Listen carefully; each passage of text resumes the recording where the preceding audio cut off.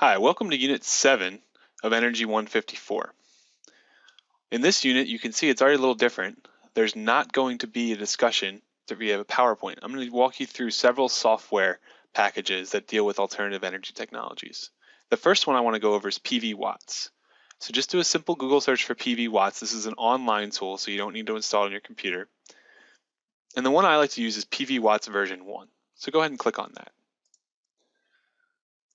So this is PVWatts. It gives you solar data for any site around the world. So it obviously doesn't have all sites, but it does actually have every single state. So you can see all the US is here. It's a clickable map, and on the right there's some regions outside the United States. So we're going to just do Delaware since that's where I live. We're going to click on Delaware. So good, I was able to click on it even though it's so small. You can see there's only one city for Delaware here, Wilmington. So I'm going to go ahead and click on that. If you had a bigger state, you'll have some choices with the cities you can pick. So there's some identification stuff up here, and then the PV system specifications are here. So the DC rating is the rating you'd see on the back of your solar panel, and this is in kilowatts. The DC to AC D-rate factor, we have to talk a little bit about what that means. So solar panels output DC power, and a home or electric grid takes AC power. So you're going to lose some of the power going from that DC to AC. In this case, you keep 77% of your power, which means you lose 33% just going from the solar panel output, which is DC, to what your home or grid uses, AC. So that's the idea. For array type, I want to refer to documentation. So let me go and we can explain a little bit more. So let me zoom in a little bit. So this will help with the tilt and azimuth too. So this is our solar panel. The tilt is how much it's lifted up from a horizontal surface, and the azimuth is what compass direction it's pointed in. Okay, so that's the idea. If we have a fixed tilt, let's say we're bolting our solar panel to a roof and leaving it there, or putting it on the ground, just a stationary rack, that's fixed tilt. A one-axis tracking takes says our solar panel can rotate in, as you can see here, in just one axis of rotation. So imagine this is a piece of cardboard, and you stick a pencil on here, and you twirl the pencil as so. That's how it can rotate. So that's the one axis that it can rotate on. So that's the idea of one axis tracking. Two axis tracking, basically the solar panel can be pointed at the sun at all points, because if you have two axes of rotations, you can point exactly at the sun at all points. So one axis tracking and two axis tracking would be better than fixed tilt because they'd be faced towards the sun a lot of the time, more so than the fixed tilt. So let's take a look at what PVWatts can give us. So we just talked about the array type, which is fixed tilt, one axis or two axis, and I described array tilt and array azimuth. We're not going to worry too much in this class about the cost of electricity, so let's just not worry about that right now. So let's hit calculate. So we hit calculate. On the left-hand side is all the inputs we put into the system, and on the right-hand side is our results. We can output our results as hourly performance data or as text. But really, we can just look at these results here. So this is the month of the year, so these are monthly results, and then we have the total results or averages down here. So the solar radiation is just a way that you can describe how much sunlight is hitting an area. So in this case, it's in kilowatt hours per meter squared per day. It's also a little special because these can also be called sun hours per day. And what this number means is that, let's say we're looking at January, where it's 3.48. Let's say we have a 200 watt solar panel. That means it would be producing 200 watts for an equivalent of 3.48 hours per day. So and it makes sense that means that you have 3.48 peak sun hours in January, and in June or July you would have 5.73 or 5.57. So that's sort of the idea behind that. And then remember, the AC energy is what our home uses or what the grid uses. So that's the output of the solar panel into useful energy that we could use. And again, it follows that pattern that in January, it's not nearly as much as in June or July or August. And then we're not going to worry about the energy value because that was calculated with the cost of electricity, so we don't need that. So that's the basic idea of PVWatts. For homework, you'll need to modify some of these values and see what happens. So the next tool I want to go over is called System Advisor Model, and sometimes it's referred to as SAM. So you want to open up System Advisor Model on your computer. And first off, we need to type a new project. So this file I'm going to use is NRG154, and this will be posted at the end of this. And I'm going to just do solar. So we'll do another unit with wind later in this unit. But right now, this file is just going to be the solar. So let's create a new file. And so you can see there's lots of different things in SAM, but I'm going to select photovoltaics. And also, PVWatts should be familiar because this is what we just talked about. So PVWatts is there. There's also something called high concentration photovoltaic. We're not going to worry about that, but basically what that means is you put a magnifying glass in front of your solar panels. A little more complicated than that, but that's the general idea, is you magnify the sunlight before it gets to your solar panels. So we're just going to worry about flat plate PV. And so SAM does a lot of financing stuff. We're not going to get into that in this class, but it's very useful from a financing point of view. But we're just going to use a residential financing option. We really won't look too much into those results. So let's hit OK. Okay, so SAM has a sort of nice interface where over here we have a bunch of different options. We're not going to go into all of those options, but I want to show you just a few. So let's look at the first one, and probably the easiest one to think about is location and resource. And just like we did with PVWatts, I'm going to change that to Delaware. So we have a list of resources here, and I'm going to find Delaware from the list. There's Delaware. So you can see when I click on different locations, it changes things here, changes the different stuff here. One other nice thing about SAM is that if we're just interested in looking at some weather data, SAM's a good way to do that with just viewing hourly data here. And that'll bring up a picture like this. So we can look at, let's get rid of this for now. We can look at the dry bulb temperature, the wet bulb temperature, the relative humidity. We can look at all of these things through different charts and graphs, which is very nice, it turns out. So I don't want to go too much into that. I just wanted to show you that because it's nice if you want to quickly view temperature data or something like that. Okay, so now that we have that, the weather data, we can look at the module. So what's a little bit different about this in PVWatts is that we can choose lots of different modules. You can see there are lots of different modules. So modules will behave a little bit differently in different temperatures. They'll behave a little bit differently in different sunlights. We are not going to cover any of that in this class. But if you ever become a solar engineer or someone who's designing solar power systems, you'll need to be very in touch with what the difference between these things are. So again, we're not going to really touch that. The inverter just takes, remember we talked about with PVWatts, is taking the DC from the solar panel to the AC of what our house uses. That's what the inverter does. So again, there's different inverters and you can choose that. We're not going to do any of that. So the array, we can choose a lot of different things on here. We're not going to choose too much, but we can choose what our modules look like, how many modules we have, and then how they're laid out. So you can see that there's how they're laid out down here and down here, and we can do lots of advanced simulations with System Advisor Model. We are not going to do too much with this, but I just want to show you the capabilities and how complex these things can get if you ever want to pursue a career in this.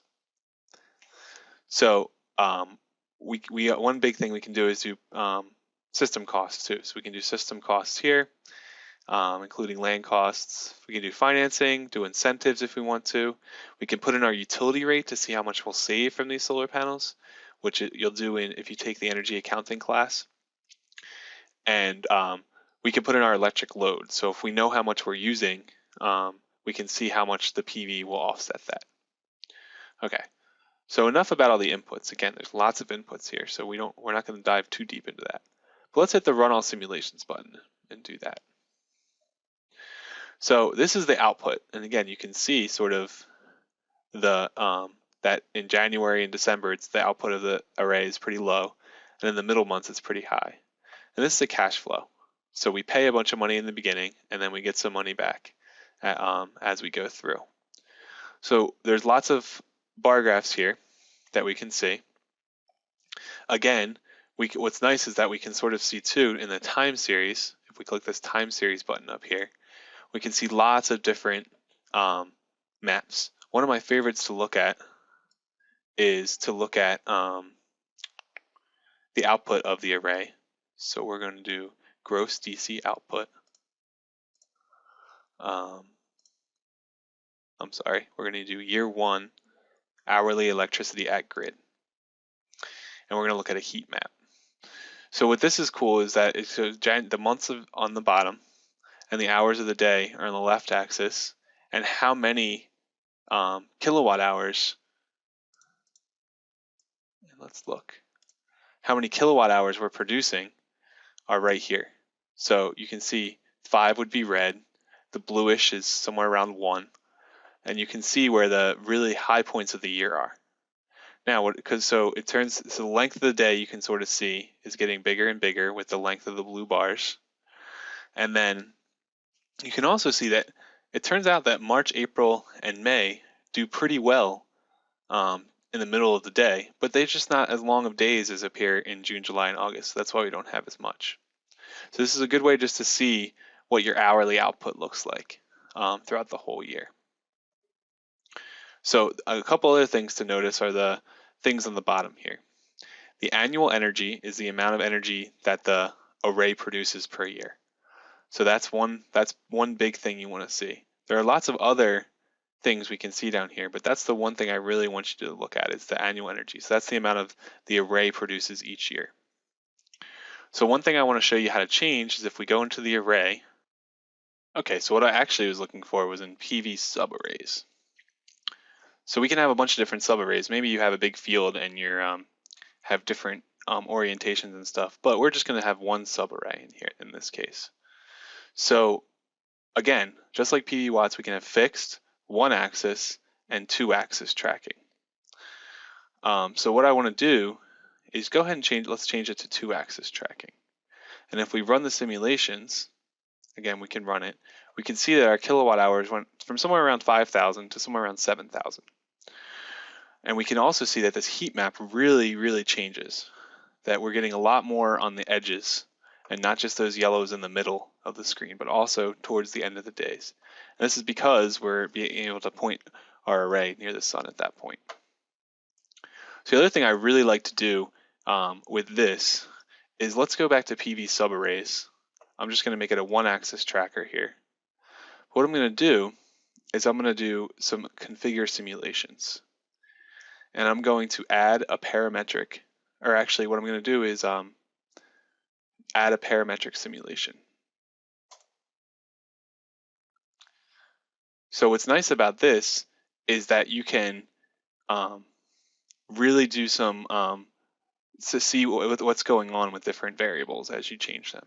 So I'm going to change, in this case, if we click and add a variable, I'm going to change part of my PV subarray 1. And I'm going to change the tilt. And so right now my tilt's 20. So we are going to define a range here. And I'm going to go from 0 tilt, which means it's laying flat on the ground, to 90. And we're going to do every 5 increments of 5. So it'll do 0, 5, 10, 15. And so there we go. So let's see what happens when we do this. So when we do this and we hit run, it simulates all 19 of those things. And it also gives you an estimated time remaining too. So sometimes if you get a little overzealous, it'll do too much there. But what's nice about that is that you can see the, for example, levelized cost of electricity versus tilt. So you can see the tilt, how the tilt affects different things. So if we look at annual output versus tilt, which is one I like the best probably, that you can see the best tilt is somewhere around 30 or 35. So before we had 20, but the best tilt now is around 30 or 35. And it shows you a value. So you definitely don't want to go anywhere near 90 because your output really goes down as you start going towards 90. So this is a way that System Advisor Model lets you do a bunch of different simulations at the same time, which is a very nice feature. And that's one reason why you want to use it over PVWatts. So PVWatts is a quick and dirty calculation for solar, and System Advisor Models a good bit better. Okay, so now we're going to look at the System Advisor Model, and we're going to look at the wind side of it. So we're going to create a file named NRG154 wind, and we're going to do wind power down here. And then again, we'll just use residential since we're not too worried about the financing options. We're just going to hit residential. Okay, so now we have, again, sort of the same idea. First, instead of location, it's wind resource. Why this is because wind resource is much more localized than solar. And this makes sense because if you think about it, if you walk up a big hill, a big mountain, the wind's going to change a lot, but the solar probably won't too much. So the wind resource is very, very localized. So one not so great thing about this is that NREL right now only has data for very windy places because they're more worried about places that have a lot of wind power potential. So it turns out Delaware's not there, and most eastern states aren't. Some are, but most aren't. So what I want to do though is I wanted to look at one of the most places is the Massachusetts Southeastern Ocean. So I'm going to look at that weather. And again, we could view the hourly data for the hourly wind speed here. So let's go ahead and do that. Now, the other thing we can do is just like you've done before. You did this with you did the same sort of calculation in Excel for project 2. So what we're going to do is now we're going to pick a turbine. And just like you looked at a couple different turbines in project 2, there's lots of different turbines here. So this is one of the ones you looked at for project 2. But there's lots of different ones here. So let's go ahead and just pick one. I'm going to pick the Liberty C99, I think. Gives you a little error here. Turbine hub height is too low for rotor diameter. So the rotor diameter here is 100 meters. So we're going to replace this with like a 300 meter height, say.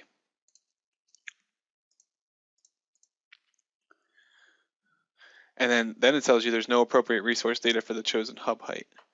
So what we might want to do is go back to a smaller wind turbine so that way we can make sure we get the right resource. And we're going to make this just a 50 meter hub height. So now that error message went away, which is good. So one other thing Sam does is that's pretty complicated, is you can have a turbine layout map. So right now we just have one wind turbine that's 11 kilowatts, but we could place a bunch of them. So if we were trying to plan a wind farm to see what was happening, we could do it like that. That's a little bit too advanced for this course, so we're going to keep with our one wind turbine. Again, you can put in the costs here. Financing incentives, same thing with the utility rate and electric load from solar. So it's the same type of, these are pretty similar for wind and solar and for other sources too. So let's go ahead and simulate and see what we get. Again, the big thing I'd probably want to look at is the annual energy. So the 56,228 kilowatt hours. So that's a big thing that I'll probably want you to look at. And just like we did with solar, you could do configure simulations and do some sensitivity analysis and some parametric analysis with that. So you might have to do that for homework. And that's about it for the wind. It's very similar sort of thing with the solar. So I don't want to go too much more in depth with it.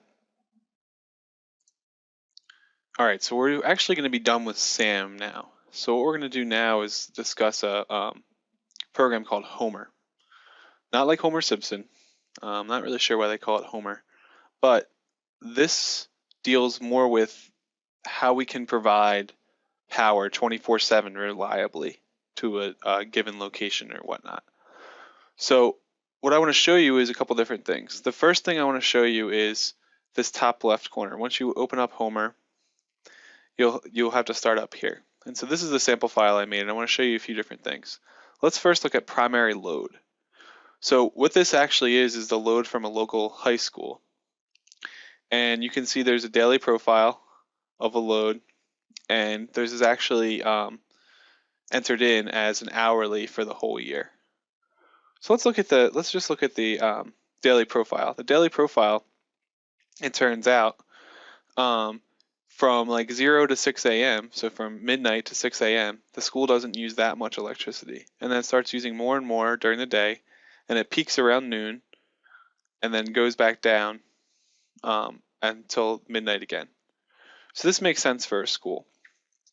So this is the idea, is we imported this from a school, real data from a school. So what if we wanted to provide, let's say this school was somewhere where it couldn't connect to the grid. So what if we wanted to provide all this electricity to the school with just renewable resources? Okay, so that's the kind of problem that Homer can solve for us. And I'm going to show you how Homer can solve this. So the first thing we want to do is I want to show you is let's add a wind turbine. So the wind turbine's already here. Let me show you. Just like always, it's got a wind turbine power curve where there's speed on the x-axis and power on the y-axis. And there's also a cost that we've input here. And so what Homer also asks for is what sizes to consider. Because right now, you might not be sure how many wind turbines you'll need to power your school. So you can see I've used 0, 5, all the way up to 20 wind turbines just to see how many wind turbines would most reliably power this school. Let's go ahead and hit OK. You can also see that there's AC and DC.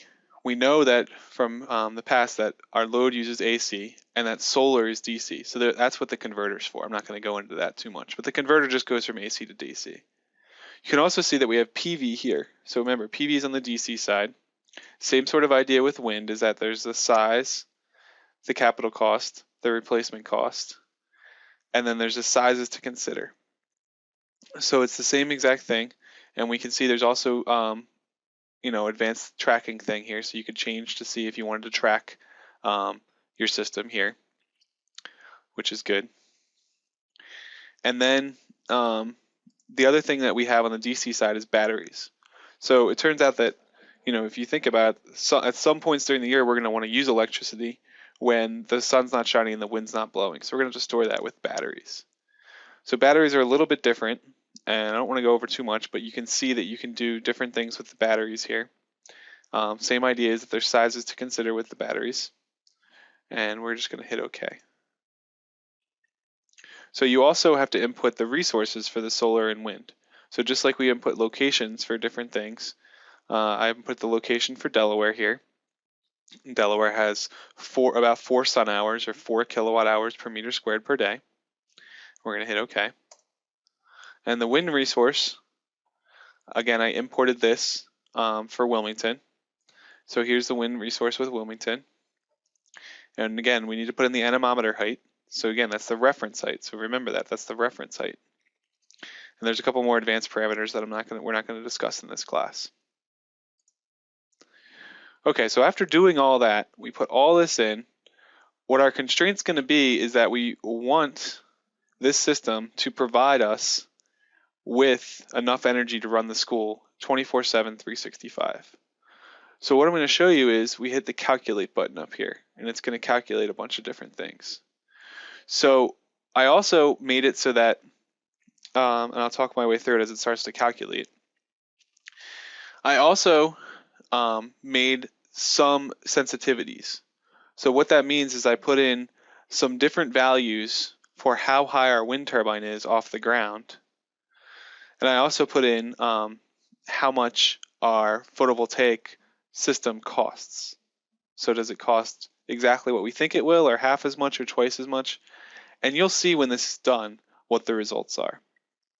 So I'm going to go ahead and let it run for 10 minutes, and I'll be back with you in 10 minutes. All right, so now that we waited a little while, our simulation is complete. There's a couple different things we can see. So the first thing I want to do is we're going to go to the optimization results. And the PV capital multiplier is the multiplier of how much our PV panels would cost. and this is our hub height. So let's start at the lowest, the middle of the road PV capital and the lowest hub height. So we can see that there's a couple different systems here, and there's little symbols for PV, wind, battery, and converter. So all of our systems have converter because they need to. But we can see there's a PV in the first row. There's PV, battery, and converter. We have 200 kilowatts of PV. We have no EW15, which is our wind turbine. We have some kilowatts of our battery and some kilowatt hours of our battery. And we can see how much it costs. So it turns out this is the cheapest thing when we don't have any wind turbines in this case. So let's look again at the same cost of the PV panels, but let's look at a very high wind turbine. We can see that the lowest cost here is no PV panels, but all wind turbines. And that makes sense because now our our wind turbine is much higher.